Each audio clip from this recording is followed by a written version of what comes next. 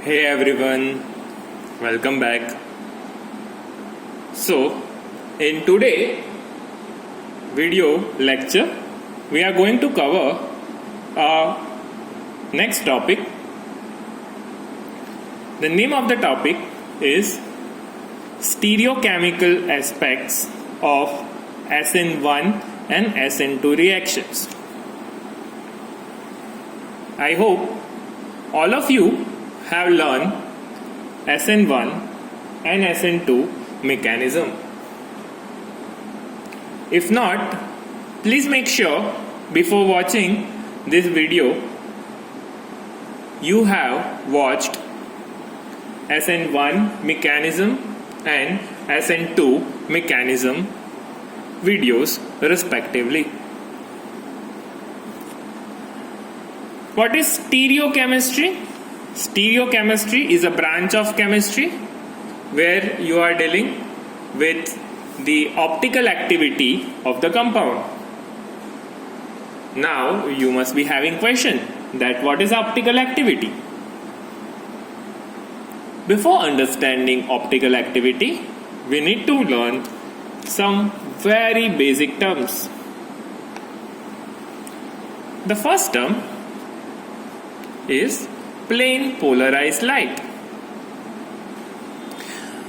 Ordinary light, that is a white light. Tube light, the white light which is available, is made up of waves which are having different wavelength, and because of the different wavelength it is vibrating in all the possible plane. And when a beam of this ordinary light is passed through Polaroid or Nicol prism, you must have seen the prism in physics lab. The transmitted light, the outcoming light, contains all the waves that is vibrating in the single plane, and such a light is called plane polarized light. You can see a figure which is drawn using pencil. Try to understand, this is an ordinary light which is which is vibrating in all the possible planes. When it is passed through polarizer could be Polaroid or Nicol prism, that outcoming light is always perpendicular to the plane. Yes, it is always perpendicular to the plane, and it is called the plane polarized light. Moving to our second term. Second term says it is chirality or chirality. Please make sure it is chirality or chirality. Don't use the word chirality. Chirality is wrong. So what is chirality or chirality? In an organic compound, you know that carbon is always satisfied with the 4 valencies. So if all the 4 valencies, please make sure all the 4 valencies of the central carbon have been satisfied with 4 different atoms or group of atoms, which we call functional group, the central carbon is said to be chiral or chiral. For example, this is a carbon where all the 4 valencies are satisfied with different groups P, Q, R, S are different from each other. This carbon is said to be chiral. Then what is achiral or achiral? Achiral or achiral is one which is not having the chirality as property.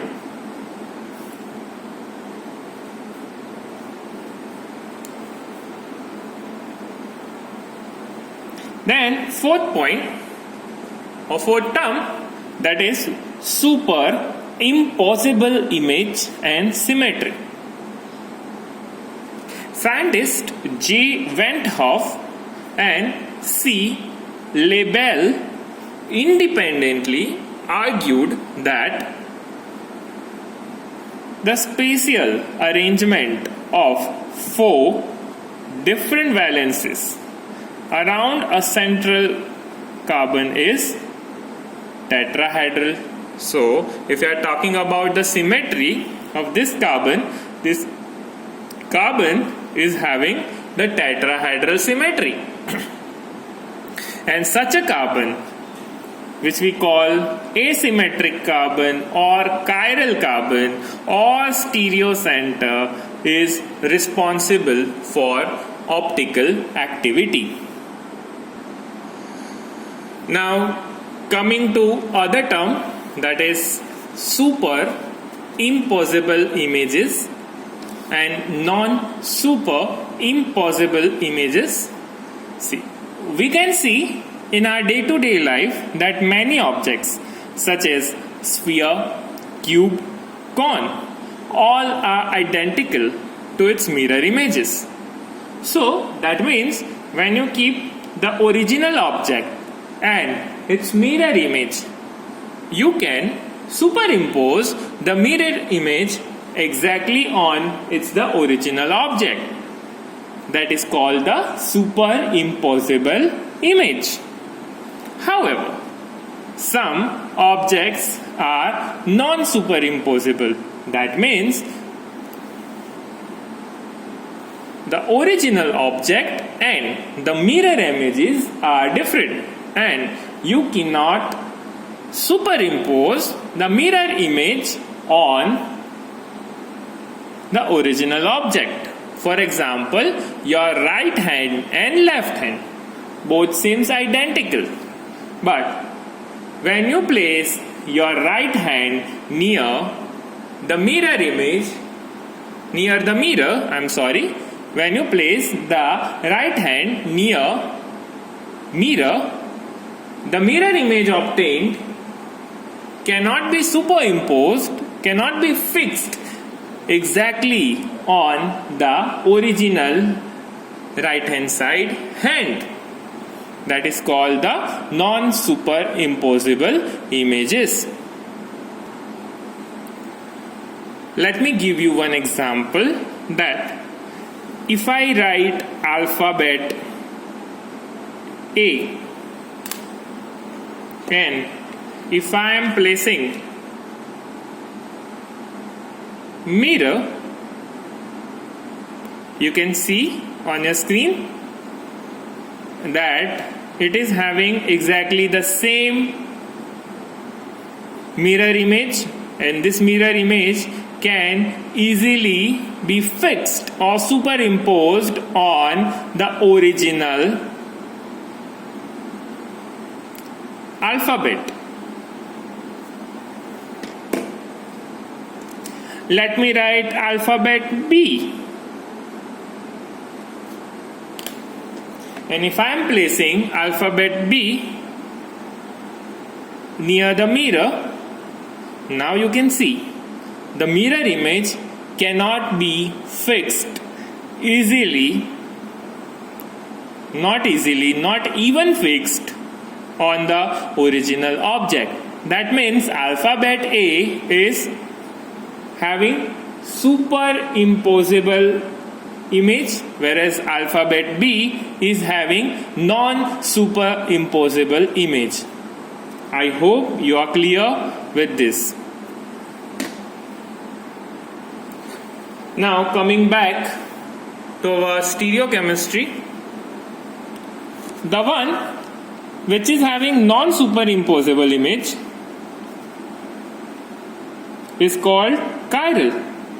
So that means the chiral carbon, where all 4 valencies are satisfied with different functional group, is having non-superimposable images, and it is responsible for optical activity.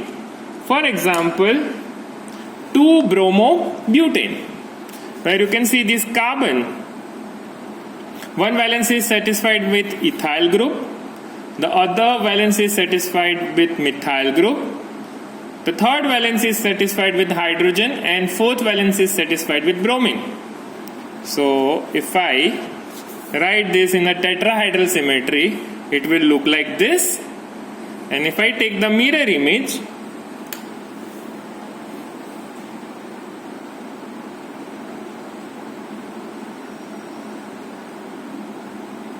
it will look like this.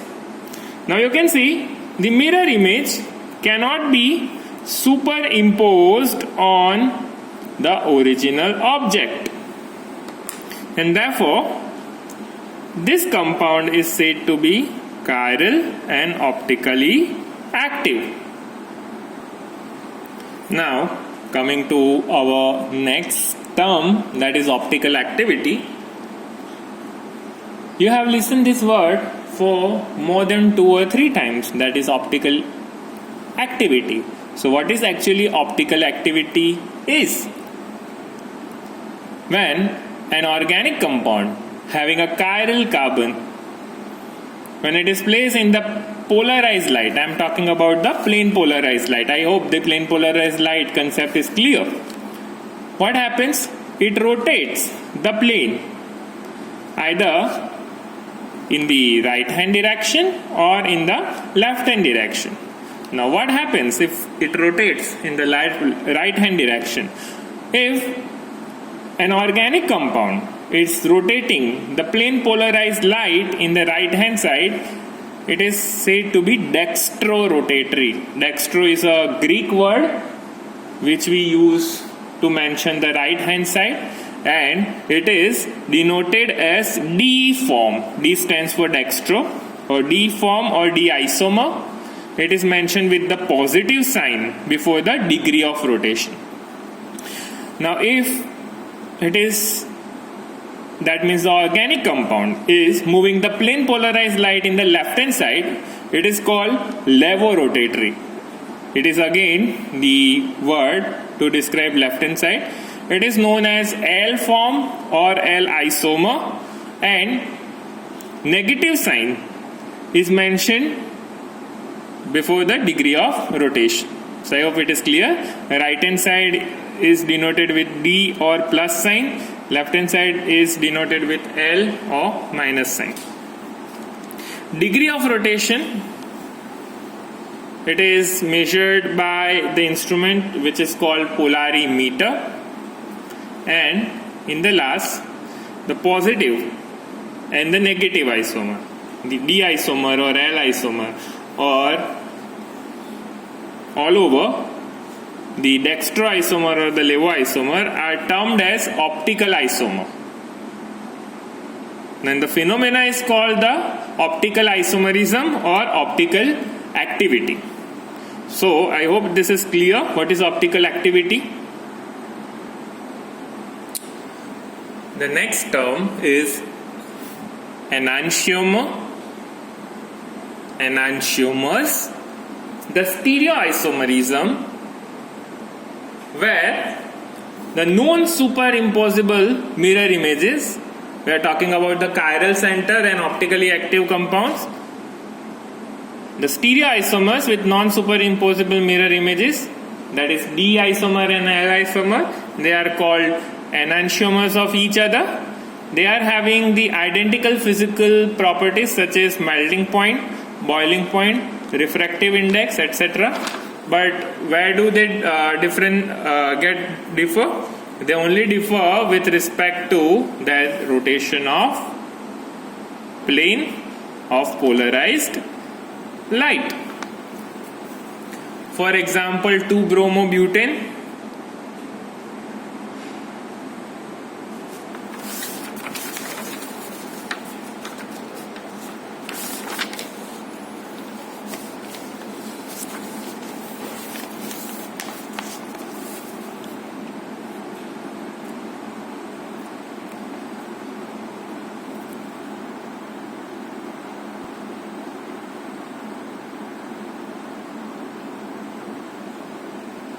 So we have seen in the previous slide about 2-bromobutane. It is having chiral carbon. Here you can see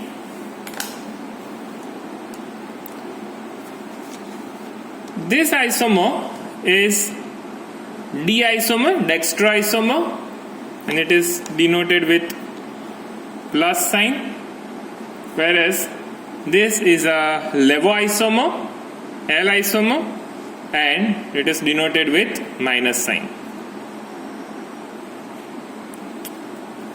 The next term is racemic mixture. Racemic mixture you have learned in SN1. What is racemic mixture? That is a mixture of two enantiomer, that is a D and L isomer, in equal proportion. It is not having optical activity, and it is mentioned by DL, small d, small l together in bracket plus or minus sign. For example, plus or minus DL 2-bromobutane, if I am talking about this. Coming back to next term, retention and inversion of the product. If only the one compound is obtained as a product and which is having the configuration same as of that reactant, it is said that it has retained the configuration. The process is called retention. The essential condition is configuration must be same as that of the reactant. And if the product obtained with a reverse configuration, to that of the reactant, the process is called inversion. Inversion you have learned in SN2. Last topic, or last term, that is D, capital D and capital L configuration. Please note, it is totally different from small d and small l configuration. That means capital DL configuration has nothing to do with small d and small l configuration. Do not mess up. Small d and small l is a practical approach. How? We are placing the compound with the chiral center in a plane polarized light, and if it is moving in the right hand side, we call it D isomer. If it is moving in the left hand side, we call it L isomer. So it is a practical approach where small capital D and capital L is a theoretical approach. How? It says if OH group is attached on the right hand side of the chiral center, we call it D configuration, and if it is on left hand side, we call it capital L configuration. For example, see glyceraldehyde, where you can see this is a chiral carbon. All four valencies are satisfied with four different groups: CH2H, H, CHO, that is aldehyde, and OH, alcoholic group. CH2OH and OH both are different group. Do not get confused. This is a star, shows the chiral center. So OH here is on right hand side of the chiral center here, where if OH is on the left hand side on the chiral center, it is called L configuration. So capital D and capital L is all together related with the position of OH group, where the OH group is placed with respect to the chiral center. So that's all for now. Thank you. Thanks for watching this video. Stay tuned for more videos.